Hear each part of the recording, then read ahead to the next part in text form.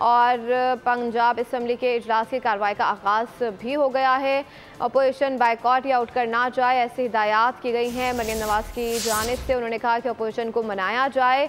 और हमारे साथ मौजूद हैं इस वक्त नुमाइंदा बोली अफजाल अब्बासी। अफजाल, बताइएगा क्या हिदायत की गई है मरियम नवाज़ की जानिब से? जी बिल्कुल, मरियम नवाज़ ने स्पीकर पंजाब असम्बली से दरख्वास्त की फ्लोर ऑफ द हाउस के ओपोजिशन को मनाया जाए और इस जमहूरी प्रोसेस का जो है वो हिस्सा बनाया जाए। तो उस पर स्पीकर पंजाब असम्बली मलिक मोहम्मद अहमद ख़ान ने 3 अरकान पर मुश्तमिल कमेटी बनाई है। ख्वाजा इमरान नज़ीर उस कमेटी का हिस्सा हैं, ख्वाजा सलमान रफ़ीक और समीउल्लाह खान, तीनों जो सीनियर पार्लियामेंटेरियन हैं वो इस कमेटी का हिस्सा हैं। और अब वो कोशिश कर रहे हैं कि सुन्नी इत्तेहाद कौंसल के जो मेंबरान असम्बली हैं उनको मनाकर वापस असम्बली में लाया जाए और कायदे ऐवान का इंतखाब जो है उसकी कार्रवाई को आगे बढ़ाया जाए। अच्छा अफजाल, अब सुन्नी इत्तेहाद कौंसिल के अरकान को मनाया जाएगा, उसके बाद इजलास की कार्रवाई आगे बढ़ाई जाएगी?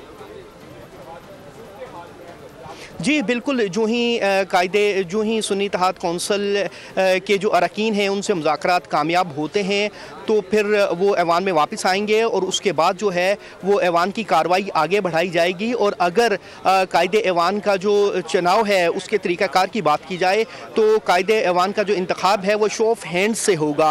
और सेक्रेटरी असम्बली ने अभी कुछ देर पहले जो तरीक़ाकार है कायदे ऐवान का, उसका तरीक़ाकार उन्होंने बताया अरकान असम्बली को कि ऐवान को 2 हिस्सों में तकसीम कर दिया जाएगा। दाएं जानिब जो है वो मरियम नवाज़ के हमायत याफ्ता जो अरकान असम्बली हैं वो दाएं जानिब होंगे, जबकि बाएं जानिब जो हैं वो ओपोजिशन बेंचेस के अरकान होंगे और अपने सूबाई असम्बली के हल्का वाइज जो है वो रजिस्टर्ड पर अपनी हाजिर लगाएंगे और अपने शो ऑफ हैंड्स के ज़रिए कायदे ऐवान का चुनाव किया जाएगा।